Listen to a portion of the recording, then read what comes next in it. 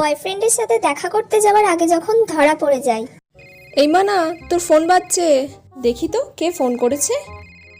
মাই লাভ, বাবা। হ্যালো, বলছি আমি রেডি হয়ে বাস স্ট্যান্ডে দাঁড়িয়ে আছি, তুমি তাড়াতাড়ি বেরিয়ে চলে এসো। আর মাকে বলবে আজকে সেমিনারের পর এক্সট্রা ক্লাস আছে, আর স্যারের কাছে তুমি একবারে পড়ে তারপর বাড়ি আসবে। কি হলো, কিছু বলবে তো? মা, আমি রেডি হয়ে গেছি। কোথায় যাবি তুই? কলেজে যাব। ও আচ্ছা, আজকে তো সেমিনার আছে, সেমিনারের পর এক্সট্রা ক্লাস আছে, আমি করে একবারে বাড়ি চলে আসবো। আমি রেডি হয়ে নিচ্ছি, আমি আজকে তোর সাথে যাব, তোর সাথে গিয়ে তোর সেমিনার অ্যাটেন্ড করব। তুমি যাবে? আরে তোমাকে ঢুকতে দেবে না। কি ঢুকতে দেবে না? তুই বলবি আমার মা যাচ্ছে। না গো, বাইরের কাউকে অ্যালাউ করে না। যদি না ঢুকতে দেয় আমি বাইরে থাকবো, তোর হয়ে গেলে একসঙ্গে চলে আসবো। যদি ঢুকতে দেয় তাহলে তোর সাথেই ভিতরে যাব, কি আছে। হয়ে গেল আজকে।